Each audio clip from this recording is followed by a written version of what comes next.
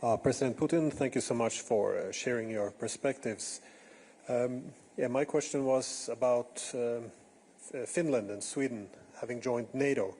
It changes the geopolitical landscape of Europe, and I was wondering how Russia interprets this. That is, the High North, as well as the situation in the Baltic Sea, perhaps specifically on the pressure that Kaliningrad is coming under, and how Russia might respond to this. Thank you.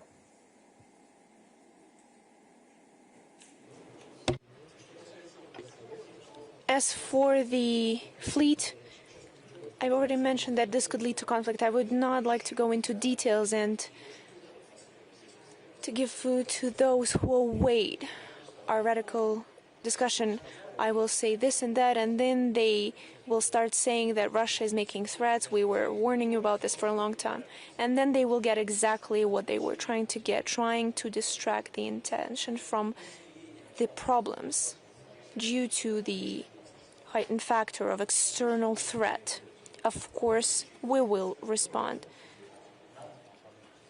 It's not us who's suspending someone's fleet. Someone is trying to put obstacles on our way.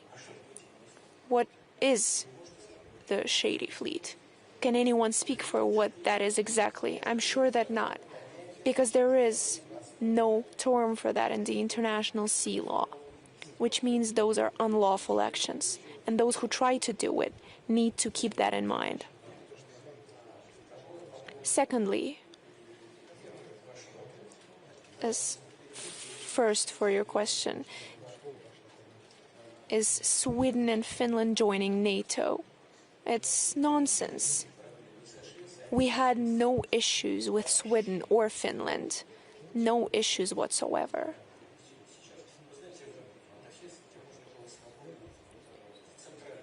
In Helsinki, you could pay in rubles in any store.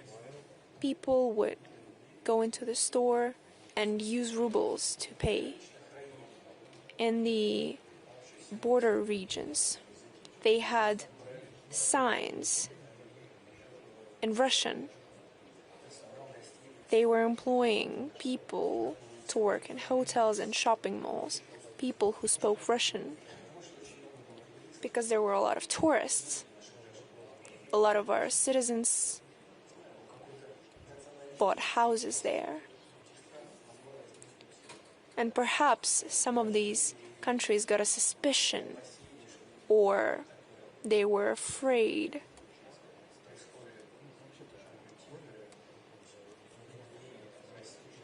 that this silent influence of Russia was taking place. But the world is interdependent. If you don't like something and you see any danger in it, take certain economic administrative measures. Just limit acquiring of housing. Anything can be solved. But joining NATO, a bloc that is leading an aggressive policy towards Russia, what for? To safeguard what exactly? To protect whose interests? To protect what interests of Finland exactly? Was Russia trying to capture Finland or Stockholm? All that Russia wanted, we've resolved with Sweden after the Poltava battle. That happened a long time ago. We had no more standing issues. We know that Sweden had a different figure of Charles XII. And perhaps he was killed by his own people because he was trying to involve Turkey in another war with Russia. But that was long ago, centuries ago. What kind of issues did we have with Finland? There were no issues. Everything was resolved. All the agreements were signed following the Second World War. So what was the purpose? Were they trying to benefit from the strategic defeat of Russia? I could show a gesture, but I won't do it in the presence of ladies. Finland and Sweden have lost the advantage of neutral status. These negotiations on the possible resolution of Ukrainian crisis. Helsinki Act, why did it right? Why was it called? Because it used to be a neutral country. It was a comfortable spot for meetup. And now who exactly will go to Helsinki? Mr. Stu. Donald has that. He's good at golf. Okay, that's nice, but it's not enough.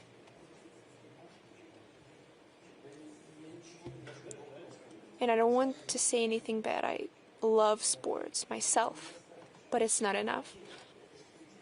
Where is the perspective? What is the advantage? Just name one thing. Perhaps the nationalist part of Finland was afraid that Russia was trying to silently intervene, but just introduce some administrative measures. Why not do it? I've always had good friendly relations with former leaders. They've come here, we've discussed any kind of issues, the transport movement. It was comfortable. But you see, apparently Russia is conducting aggressive politics. It attacked Ukraine. How about the fact that a coup d'etat took place in Ukraine? Did you not take that into account? What about since 2014 they've been killing children in Donbass? Is that okay? That tanks and airplanes were used against the civilians in those cities. Everything was documented. Is that acceptable? They just didn't want to analyze that.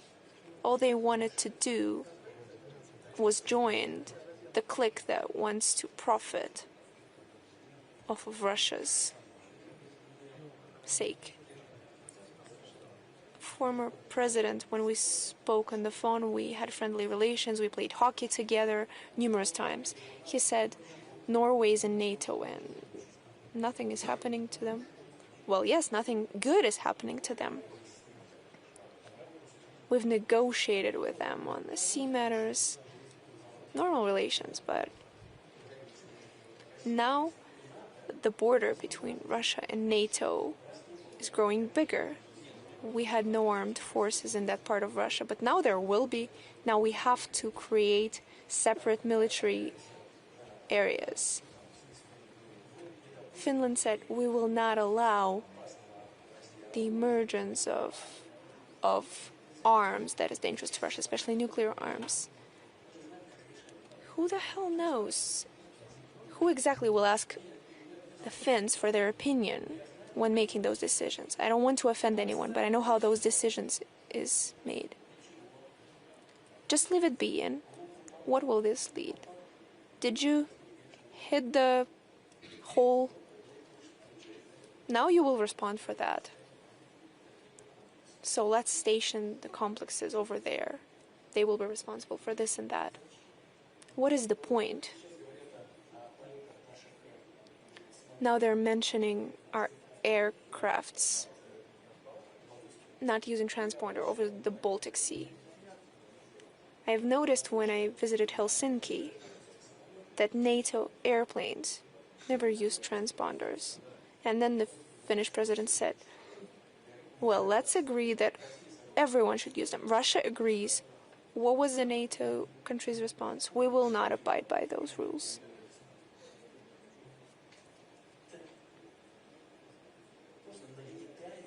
This is nothing but the stirring up over another region in the world.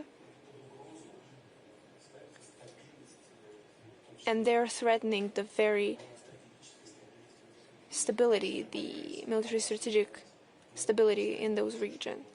If there's anything dangerous then we will also station something dangerous there. But what for? Who exactly will benefit from it? Will Finnish security or Swedish security benefit from it? Not at all. So of course we will continue working. If they want to restore relations, we have no objections. But the situation has changed.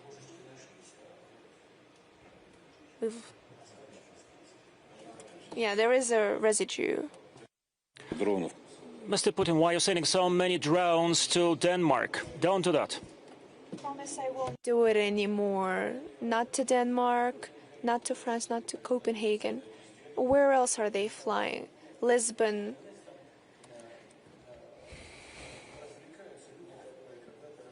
People are entertaining themselves, and they used to entertain themselves about the UAV, about the unidentified flying vehicles, about the UVFs. And they have a lot of weirdos. We can watch them every day and they can try and catch them.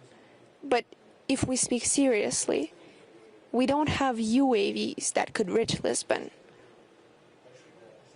We have long-range ones. But there are no targets there. That's what matters. But that is another way of stirring out the situation in order to respond to the orders of Washington and to raise their expenditures on defense. Although the European economy their situation is complicated. We've spoken about Germany, France. Germany used to be at the forefront of the European economy. And no matter how badly they want it, they can never regain those positions.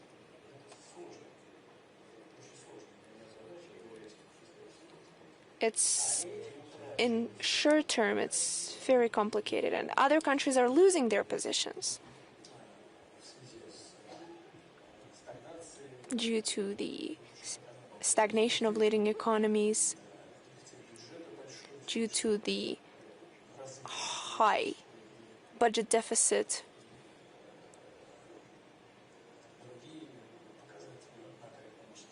and other macroeconomic figures.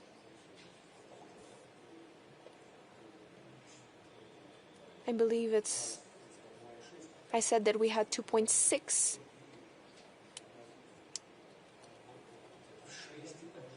Theirs is 4 or 6 times.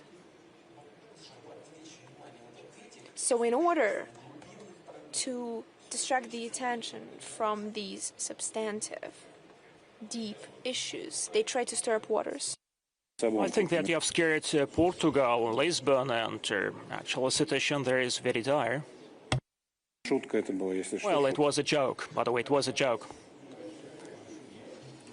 No, that was not a joke.